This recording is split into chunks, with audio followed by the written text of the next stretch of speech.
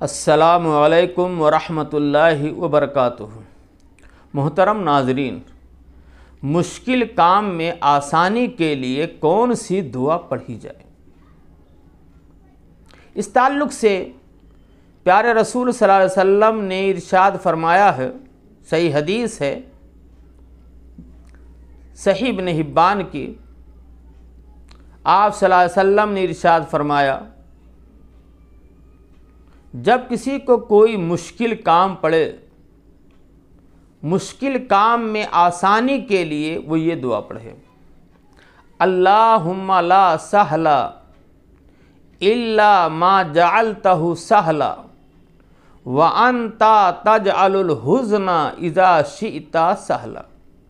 ये दुआ है, छोटी सी दुआ है, मुख्तसर दुआ है, जामे दुआ है। कोई भी मुश्किल चीज़ दरपेश हो, उसमें आसानी के लिए, ताकि मुश्किल मामला आसानी में तब्दील हो जाए, मुश्किल और कठिन चीज़ को आसान बनाने के लिए ये दुआ पढ़नी चाहिए। अल्लाहुम्मा ला सहला इल्ला मा जअलतहु सहला व अंता तजअलुल हुज़्ना इज़ा शिअता सहला। तर्जुमा है, अल्लाहुम्मा ला सहला इल्ला मा जअलतहु सहला। ऐ अल्लाह, कोई भी चीज़ आसान और सहल नहीं हो सकती है मगर वही चीज़ जिसको तू आसान और सहल बना दे। व अंता तजअलुल हुज़्ना इज़ा शिअता सहला, और जब तू चाहे मुश्किल चीज़ को आसान बना दे, तू ही कर सकता है।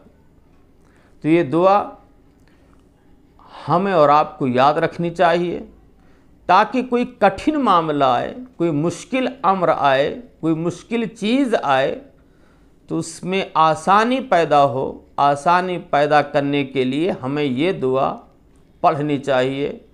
दुआ हर शख्स को याद कर लेनी चाहिए, ख़ास तौर पर स्टूडेंट को, तलबा और तालिबात को, जिनके असबाक नहीं याद होते हैं, मुश्किल कोई किताब पढ़ती है, उनको ये दुआ कसरत से पढ़नी चाहिए।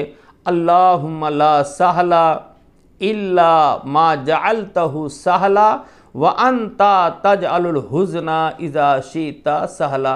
अल्लाह ताला हम सब को ये दुआ याद करने और वक्त पर पढ़ने की तौफ़ीक़ अता फ़रमाए।